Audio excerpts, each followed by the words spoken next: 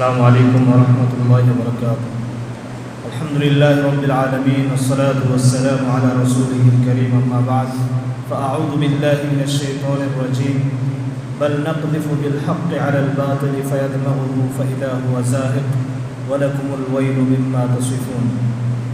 معزز علماء کرام اور عزیز طلباء، آپ سبھی کو معلوم ہے کہ آج کی اس بزم کا مقصد جو شعبہ انجمن ہے اس کے آغاز کا بامقصد اعلان کرنا ہے، تاکہ طلباء اس شعبے کو پہچانیں اور اس شعبے کے تعلق سے جو ذمہ داریاں اور فرائض ان پر عائد ہوتی ہیں ان کا وہ سال بھر اہتمام کرے اور پابندی کرے۔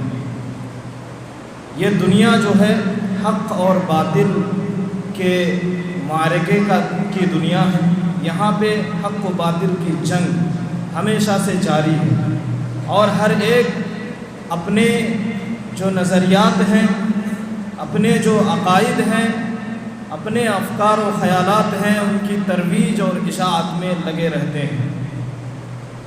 اب ہمارے پاس شریعت محمدی صلی اللہ علیہ وسلم موجود ہے، اور اس کے اندر دنیا اور آخرت دونوں کی کامیابی ہے۔ آخرت کی کامیابی کے ساتھ دنیا کی بھی کامیابی ہے۔ اگر کوئی شخص ماں باپ کی اطاعت کرتا ہے تو وہ شریعت کو دیکھتے ہوئے کرتا ہے۔ عام طور پر آج مسلمانوں کی اکثریت جو شراب سے دور ہے وہ اسی بنیاد پر ہے کیونکہ شریعت کا حکم ہے۔ تو اس طرح سے بہت ساری چیزوں سے مسلمان بچے ہوئے ہیں،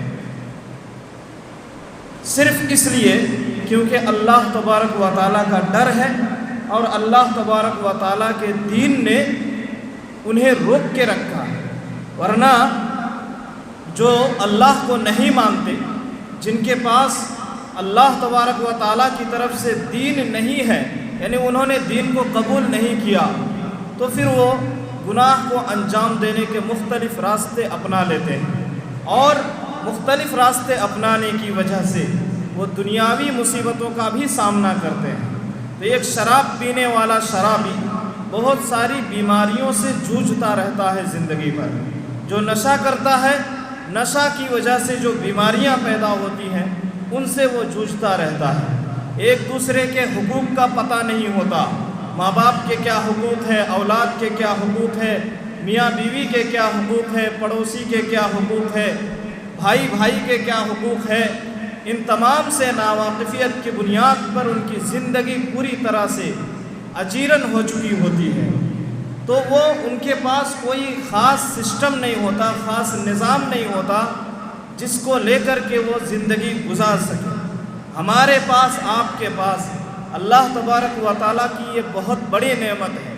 اب ہر کوئی جسے نہ اللہ کے حقوق کا پتہ ہے نہ بندوں کے حقوق کا پتہ ہے، وہ اپنے نظریات اور افکار کو پھیلانے کے لیے مختلف قسم کے حربے اور طریقے اپناتا ہے۔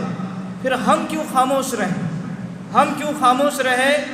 ہمارے پاس تو شریعت محمدی صلی اللہ علیہ وسلم ہے جس میں انسانیت کی نجات ہے۔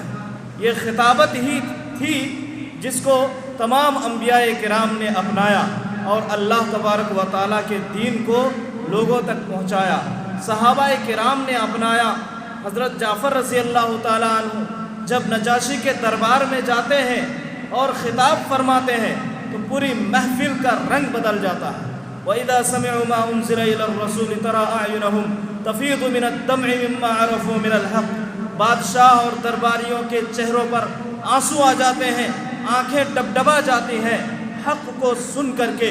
تو حق جن کے پاس ہو انہیں خطابت کا ملکہ بھی آنا چاہیے، انہیں بولنا بھی آنا چاہیے، کیونکہ دنیا والے خاموش نہیں ہیں، اور حق جن کے پاس ہے اگر وہ خاموش رہتے ہیں تو حق دب کر کے رہ جائے گا، اور باطل جو ہے اونچے سر میں اپنی آواز کو بلند کرنا شروع کر دے گا۔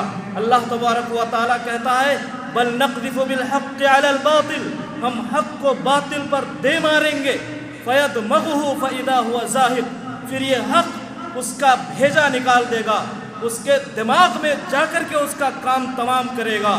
فَإِذَا هُوَ زَاهِدٌ، تو باطل کی حالت ایسی ہو جائے گی کہ وہ تباہ و برباد ہو چکی ہوگی، وہ باطل جو ہے مٹ چکا ہوگا۔ وَلَكُمُ الْوَيْلُ مِمَّا تَصِفُونَ، تو اس طرح حق کی آواز کو بلند کرنا ہے کہ باطل آپ کی آواز سے تھر تھرانے لگے، کپ کپانے لگے۔ تو یہ شعبہ اسی مقصد کے لیے ہے۔ آپ شریعت کا علم حاصل کر رہے ہیں، آپ جو ہے دین کا علم حاصل کر رہے ہیں، آپ حق کے طالب ہیں، تو آپ کو یہ بھی آنا چاہیے کہ حق کی بات کو کس طرح سے آپ بلند بانگ سے، بلند آواز سے، بلند آہنگ سے اور ہمت اور حوصلے اور جذبے کے ساتھ لوگوں کے سامنے پیش کریں۔ یہ طریقہ بھی آپ کو آنا چاہیے، یہ ملکہ بھی آپ کو آنا چاہیے۔ اس لیے اس شعبے کو سنجیدگی سے لینے کی ضرورت ہے۔ اساتذہ کرام نے جو رہنمائی کی آپ کو، ان کی آپ پابندی کریں، اور جو ہے سال بھر خطابت کے شعبے کو انتہائی سنجیدگی سے آپ لیں، اور تقریر کی تیاری اسی طرح کریں جس طرح سے کرنی چاہیے۔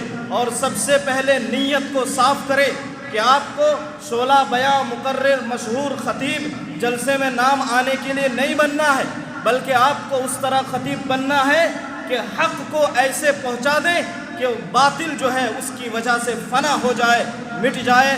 وہ نیت اپنے اندر پیدا کرے اور پھر خطابت کے میدان میں محنت کرے، تو اس محنت کا صلہ بھی آپ کو ملے گا، ثواب بھی ملے گا، اور خطابت کا ملکہ بھی آپ کے اندر پیدا ہوگا۔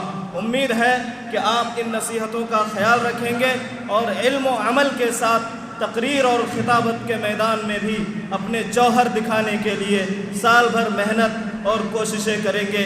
اللہ تبارک و تعالی ہم سبھی کو حق کی حمایت کے لیے آواز بلند کرنے کی توفیق عطا فرمائے، اور آواز بلند کرنے کا جو طریقہ ہے اسے بھی سیکھنے اور سمجھنے کی توفیق دے۔ آمین، تقبل یا رب العالمین۔